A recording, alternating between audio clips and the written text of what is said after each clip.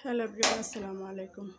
এই যে ব্লগ থেকে সবার সুস্বাস্থ্য কামনা করে আজকের ভিডিওটি শুরু করছি। যদি আমার ভিডিওটি ভালো লাগে থাকে তাহলে আপনারা সবাই সাবস্ক্রাইব করবেন এবং শেয়ার করে দেবেন ভিডিওটি। আজকে হলো আমি রান্না করব ভুনা খিচুড়ি এবং মুরগির মাংস। তো বিসমিল্লাহ বলে তেলটা দিয়ে দিলাম। সরিষার তেল, আমরা সবসময় সরিষার তেলই খাই। এই যে এখানে নিয়েছি মুগ ডাল। আপনারা সচরাচর দেখে থাকেন সবাই মসুর ডাল দিয়ে রান্না করে, কিন্তু আমি এখানে রান্না করব মুগ ডাল দিয়ে।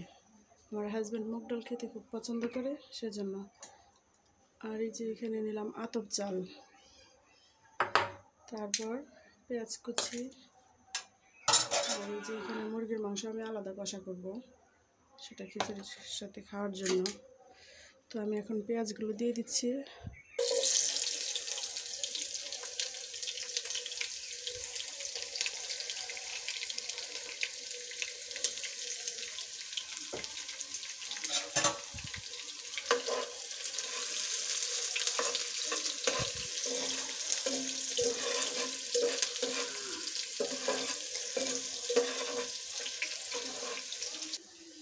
একে একে এখন সব মশলাগুলো দিয়ে দিব।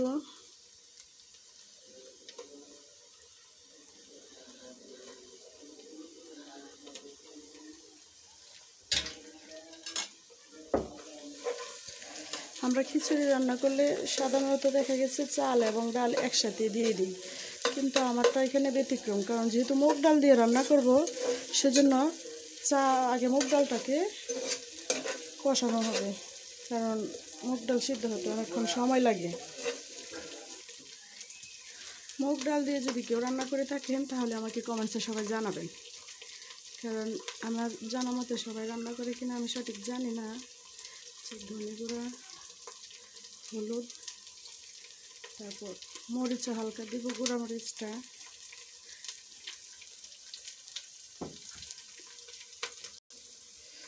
ডালটাও দিয়ে দিব।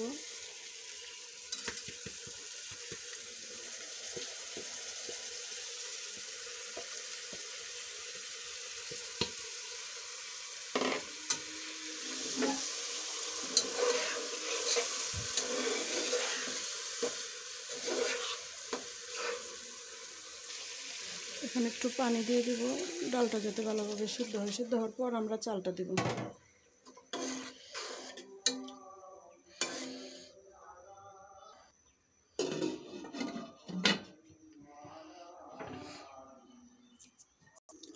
এখন ওই পাশে আমি নিয়ে এখানে মাংসটা বসিয়ে দিচ্ছি।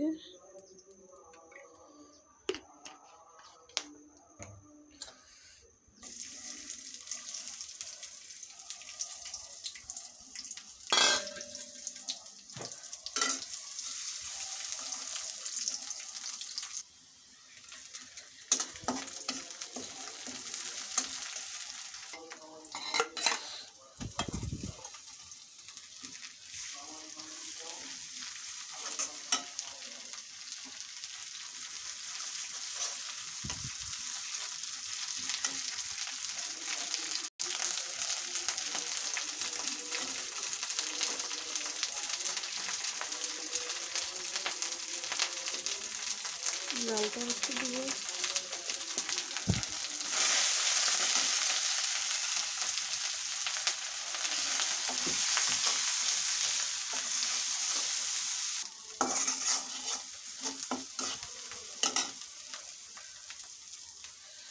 এখন মাংসটা দিয়ে দিচ্ছি।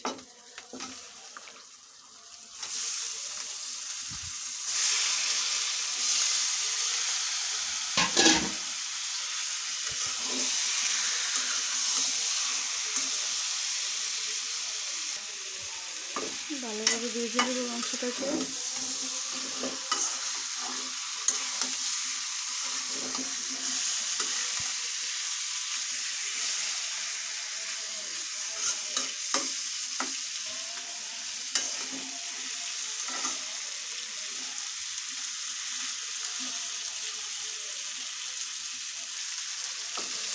মাংসটা ভালোভাবে ভাজা হয়ে গেছে। মশলাটা একদম কড়াভাবে বাজানো হয়েছে, কারণ কষা মাংস হলে একটু ভালোভাবে আগে মাংস এবং মশলাটা তেলে ভালোভাবে ভেজে নিলে তার স্বাদটা একটু দ্বিগুণ বেড়ে যায়। সবাই কীভাবে রান্না করে জানি না, কিন্তু আমার কাছে কীভাবে রান্না করলে মনে হয় স্বাদ একটু দ্বিগুণ হয়। এখন আমি হালকা ঝোল দিয়ে দিব, তারপর এটাকে আবার কষি।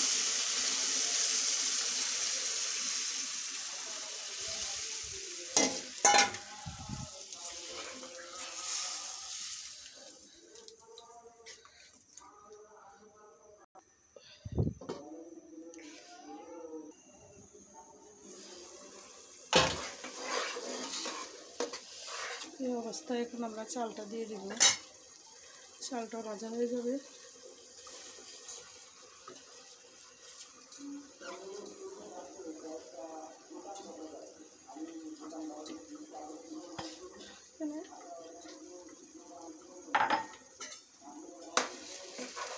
আলাদা ভয়েস না দেওয়ার কারণে আমি সরাসরি ভয়েস দিতে, সেই কারণে বাহিরের সাউন্ড আসে। সাউন্ড বলতে যে বাড়ির পাশে আওয়াজ হচ্ছে, সেখান থেকে একটা শব্দ আসছে। আপনারা ভিডিওটা সুন্দরভাবে দেখে নেবেন, কেউ কিছু মনে করবেন না আলাদা সাউন্ডের জন্য। আমার রান্নাটা দেখে যদি আপনারা একটা কমেন্টস করেন, তাহলে আমার রান্নাটা সার্থক হবে।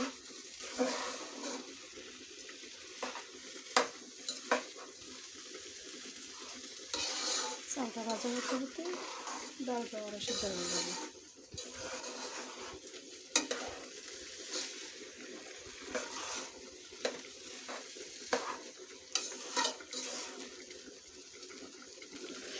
আপনাদের আরেকটি কথা বলা হয়নি, যে একটু হালকা কালো দেখতে পাচ্ছেন, এটা হলো ডালটা একটু বেশি হয়ে গেছে বলতে, ওটাকে আমি আগে ভেজে নিয়েছিলাম। কারণ মুগ ডাল সবসময় একটু ভেজে তারপর রান্না করবো। এবার মাছ মাংস যা দিয়ে রান্না করেন না কেন, মুগ ডাল সবসময় ভেজে নিতে হবে। ভেজে নিয়ে তারপর কিছুক্ষণ ভিজিয়ে রাখবেন, তাহলে দেখবেন ডালটা অনেক সুন্দর হবে। এখন আমি পরিমাণ মতো পানি, যে এই বাটিটি দিয়ে আমি চাল দিয়েছিলাম, এটা দিয়ে এখন আমি 2 বাটি পানি দিয়ে দেবো। যারা পানিটা পরিমাণ মতো দিতে পারেন না, তাদের জন্য সুবিধা, দেখা গেছে যেটুকু পরিমাণ চাল দিবেন সেই পরিমাণ মানে ডাবল পানি দিবেন। যে আমি আরেক বাটি দিয়ে দিচ্ছি। তো যেহেতু ডাল আছে, সেই পরিমাণ অনুযায়ী আরেকটু দিতে হবে। এটাতে আবার এক্সট্রা একটা মশলা দিয়ে দিচ্ছি।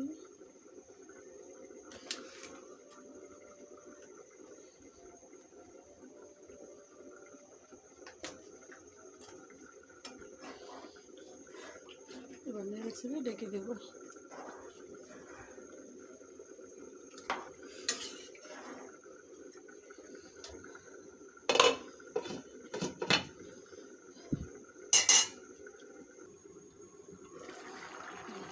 আসছে, এখন কিছুক্ষণ এটাকে দমে রেখে দেবো, চুলাটা আমি বন্ধ করে দেবো।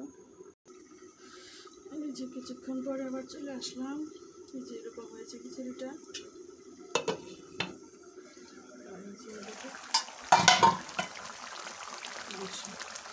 দুইটা একসাথে কষাকষি হয়ে আসছে, এবার আমি তরকারি নামিয়ে নেব।